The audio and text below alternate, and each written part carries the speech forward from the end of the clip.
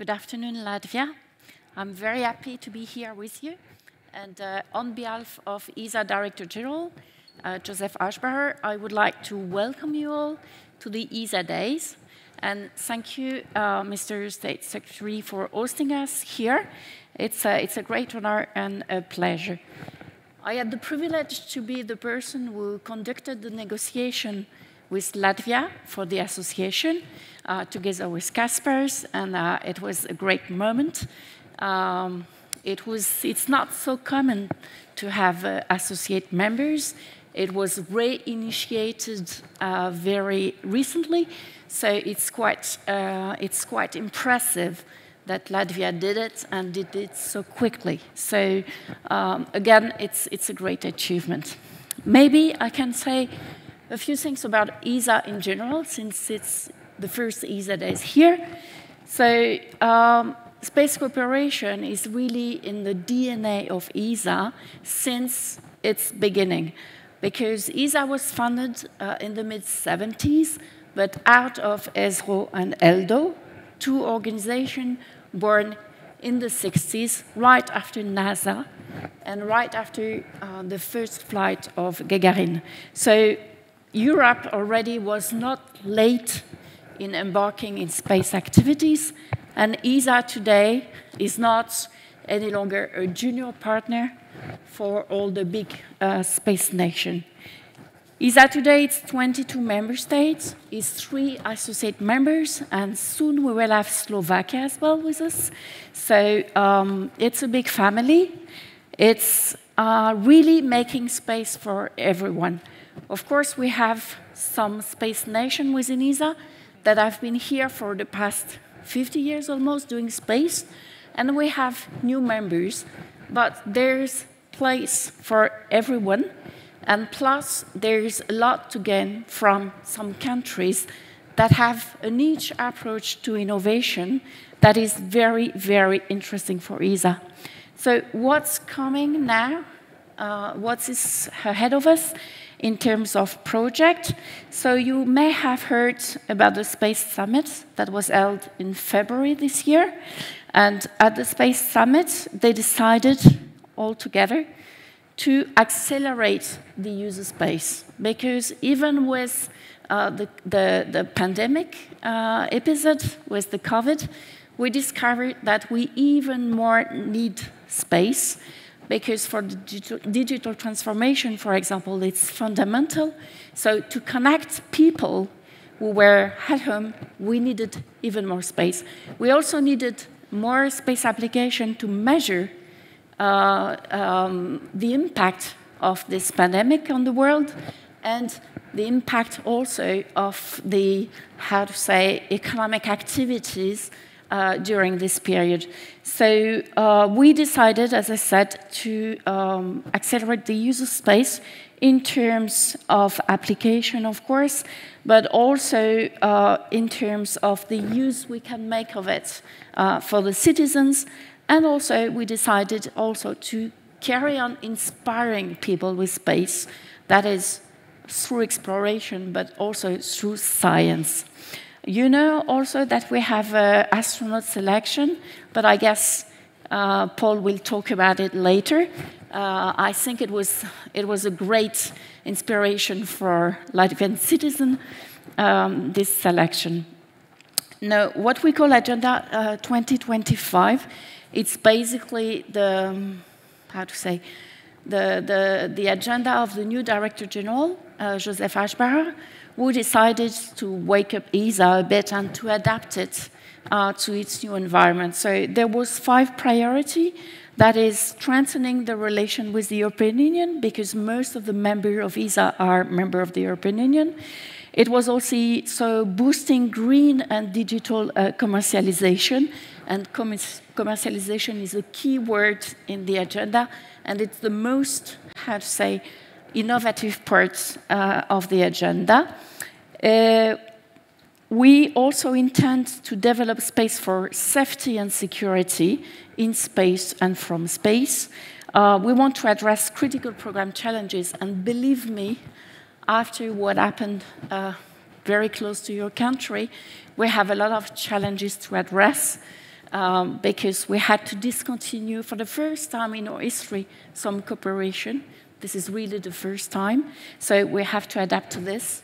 We are impacted in terms of a supply chain as well. So this is something we have to address, and it's not easy.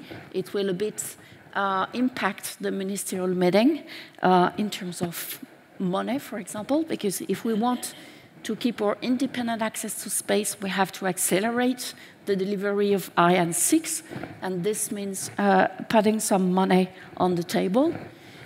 We also have to find some alternate supply. So this is one of the challenges we have to cope with. We also have some interesting program, kind of multi-domain program, such as the Moonlight program. This is something that is using navigation, telecommunication, exploration at the same time. We have a program on civil security from space. This is very interesting. And for you, we have a scale-up optional program for the first time. And the idea is to boost innovation and to boost also the commercialization of sectors that are new markets, emerging markets. So I guess my colleague Carol will talk about this sort of thing later. One element is called innovate, the second is invest, and this is things where you can find your place as well. A word about international cooperation. So as I mentioned before, ESA is no longer a junior partner for most of the space nation, and we have concluded almost 500 international agreements in ESA, and this is with the United States, this is with all kinds of partners, big or small, and we are, for example, going to the moon with NASA soon. Of course, as I mentioned, we've discontinued some cooperation. We were supposed to land on Mars in September with the Russian, but we will not. So this was a bit difficult for the team, you can imagine, but this is something that has to be done. So, but we have a lot of partners. This means that through ESA, Latvia has access not only to all ESA member states, but also to all the partners that are in an agreement with ESA. So Latvia might fly one day on the moon or on another planet thanks to the agreement that ESA has signed with all these partners.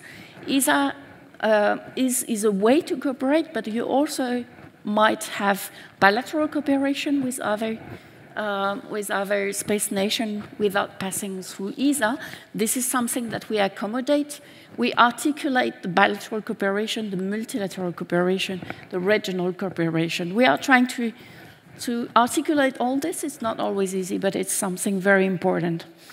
One of the trends recent in space is this globalization of space. You know, we have now more than 80 countries that have done something in space, more than 130 countries that have a space agency or a space office.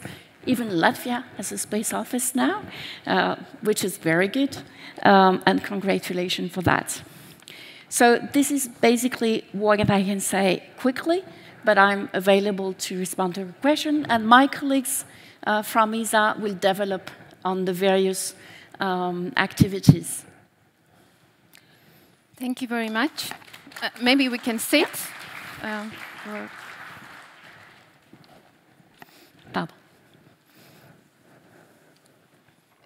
Please welcome to use the opportunity and ask questions. I have mine, but if you have, there is a microphone.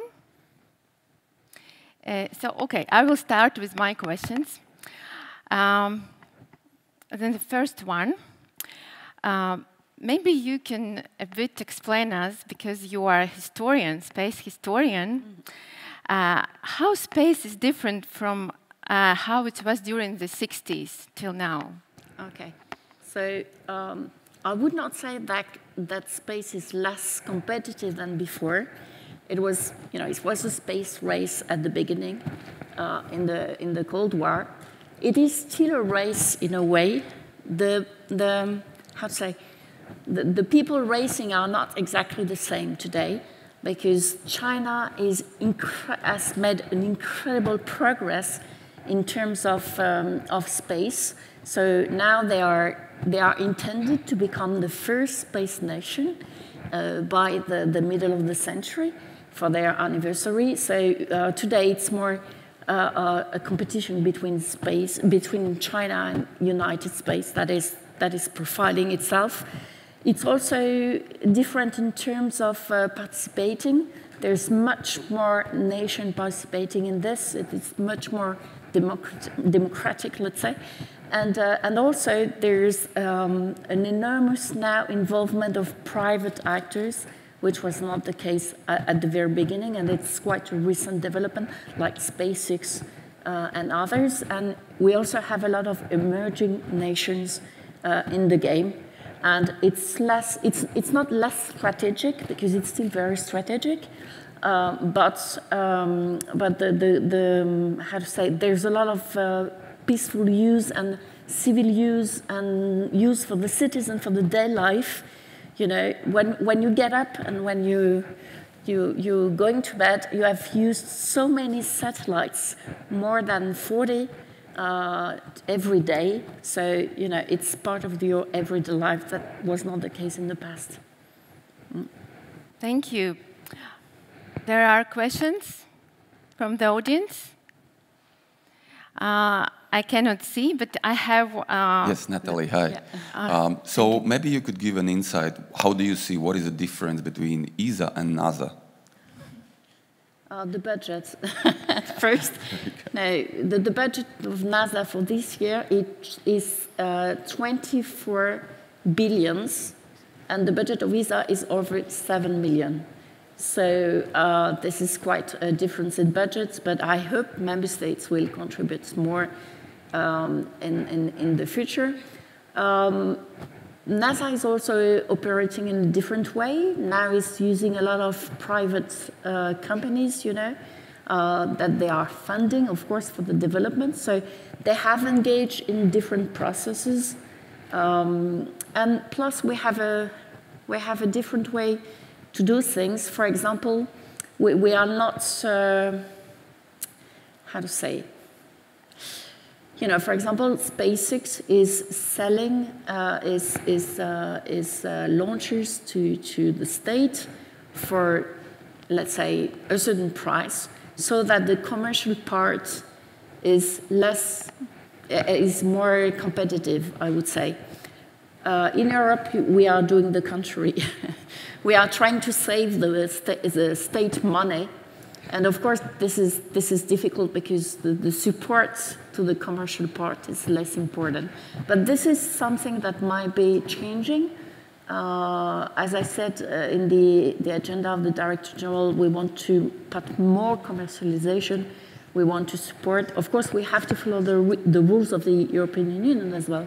We cannot subsidize the private sector, but we can have a public demand towards the private sector that help this sector to emerge and to really develop a good business out of space activities.